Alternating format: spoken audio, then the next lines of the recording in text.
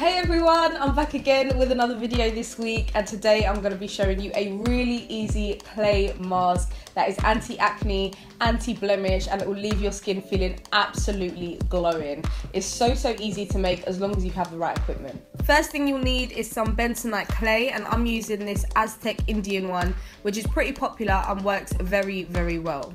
Bentonite clay is one of the most effective and powerful healing clays. It can be used externally as a mud pack or in the bath or in skin recipes like I'm going to show you now. And a good quality bentonite clay should be a grey cream colour. Anything that's bordering on pure white is suspect, and I'd suggest that you stay well away from that. To prepare your mask, simply mix 1 spoon of clay with enough water to make a smooth paste. I usually stick to a 1:1 ratio, and 1 spoon is enough to cover my entire face. To mix and apply the clay, I find the easiest way to do it is by using a makeup brush, and I use this vegan friendly one by Barbara Hoffman, and Lord knows that this brush ain't ever seen a drop of foundation in her life. I only ever use it for clay masks. Now, one of the reasons bentonite clay works such wonders is because of its ability to produce an electrical charge when it's hydrated. So when it comes into contact with fluid, its electrical components actually change, and this gives it the ability to absorb and remove toxins, impurities, and chemicals from your body through your skin. Now, in the book Nutrition and Physical Degeneration by Dr. Weston A. Price, I definitely recommend you all read it. He reported that indigenous cultures in the Andes, in Central Africa, and in Australia consume clays in various different ways, and most often they actually carried balls of dry clay in their bags and dissolved a small amount of clay in water with meals to prevent poisoning from any toxins that may be present. If you've seen people doing bentonite clay tutorials on YouTube before, you'll see that a lot of people don't put it around their eyes because it makes you look crazy, as I look right now. But I'm just showing you how I actually do it. I ain't trying to look pretty on a YouTube.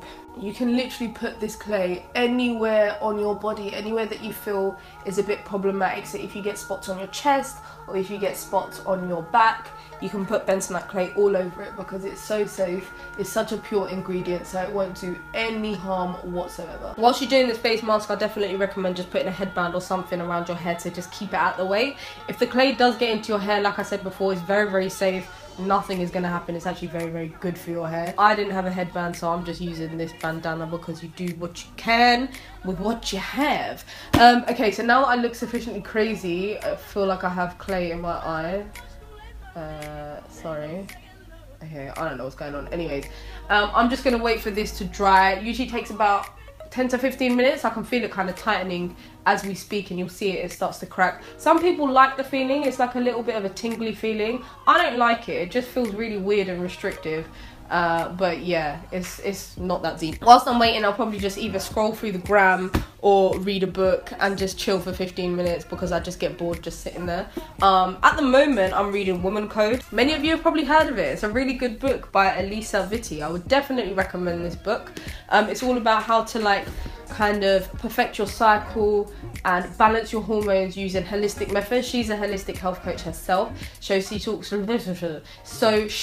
talks about how diet and lifestyle really impact our menstrual health and our hormones and stuff. So if you are having problems with your periods or your fertility, things like fibroids, cysts, stuff like that, definitely pick this book up. I just want to read this little bit out to you guys because I've just read something that is really interesting. So in this book, she refers to flow blockers as things that block your female health, so your menstrual health or your fertility and stuff like that. So she says, no flow blocker plays nice, but some of the most hazardous flow blockers reside in your makeup bag. This particularly stinks, she's American, because a recent study in the UK found that women who use makeup absorb almost 5 pounds of chemicals into their bodies every single year. What's more is cosmetic products aren't subject to FCA approval, so it's up to you to read your labels if you want to protect your hormones. Reading your labels on your food and your care products is so important because the weirdest ingredients exist in care products and makeup and all of that stuff, and they really do mess with your hormones. So please listen to her. If you're not going to listen to me, listen to Elisa because she is talking all the sense. Oh, I can feel it really starting to tighten on my face, and it means that you have limited facial mobility. It's almost like you've had Botox. This is what I imagine it feels like. can't like move your forehead without it feeling weird. Okay, it's been about 10 minutes and you can see it kind of cracking around my mouth, and it's starting to get, I can feel it starting to get really tight on my forehead, and I can't really, oh, there's a hair on my face. I can't really move my face that much. So I'm gonna go wash this off. Literally all you gotta do is get under the shower, and when the mask comes into contact with water, it just turns back into mud and drips off of your face. I've also got castor oil in my hair, so I'm gonna wash that out. I left it in overnight, it just does wonders for the hair. So yeah, once I wash my hair, I will come back and show you guys what I do to my skin after. Now the mask is off, I'm looking a little bit less crazy. My hair is freshly washed and it's literally dripping wet. All I do is wash it with shampoo, and then whilst it's dripping wet, put leave-in conditioner in it. And I'll do a separate video showing you like my hair routine, an updated hair routine, because a lot of you guys are asking what products I use. But for now, I'm just gonna finish off this skincare routine because it's so simple and it's gonna take 2 minutes.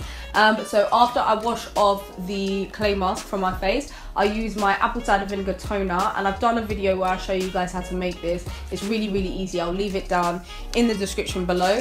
All you do, give it a little shake, and then this bit always looks really awkward on camera, so excuse my face. Just spray it onto your face and make sure you keep your eyes shut, because apple cider vinegar in your eye is not a very fun thing. And then just get an organic cotton pad and wipe it off of your face, and once that is done, it's all kind of rubbed into your face and a bit more dry. You don't need to wash it off, you leave it on your face. Now apple cider vinegar does have a pretty potent smell, so if you don't like the smell of apple cider vinegar, maybe don't do this, or try it, but just know that it's not gonna smell like that amazing. But I don't really mind the smell of it because it's just apple cider vinegar. I'd rather have this on my face than a chemical shitstorm of some random L'Oreal product or something. This is the best toner for my face. I don't get any spots, and it's purely because the ingredients are so clean. It's just apple cider vinegar and water. Anyways, once you have done your apple cider vinegar, get your moisturizer. I flip between almond oil and neem oil. At the moment I'm using almond oil, 100% organic cold pressed almond oil. So you don't need to wash the apple cider vinegar off of your face. Just put a little bit on, moisturize right on top. That is my skincare routine done. Now I usually do this mask once a week when I wash my hair, and I make sure that I do something like this once a week. Sorry, this towel is really irritating me. I make sure I always take out a little bit of time, at least once a week, like minimum, to just have some time to myself. That might be going for a walk, doing this face mask and just chilling with myself, going to get a massage, like whatever it is, whatever I feel like doing, I'll make sure I go do it. I take time out of my busy schedule. I forget about work and everything else that's going on in life and just take time for me. So this is just my little message to you guys. Make sure that you're taking a little bit of time out every week for yourself, because it is important to look after yourself and manage your stress in whatever way that suits you. Thank you so much for watching this video, guys. I hope that you enjoyed it. Be sure to check out my last video if you haven't already by hitting this little thumbnail here. Hit that subscribe button to stay up to date with all of my latest uploads. Leave a comment down below. Let me know what kind of videos you guys want to see in the next couple of weeks, and I'll see you all next time. Have a lovely day doing whatever it is that you do. Mwah!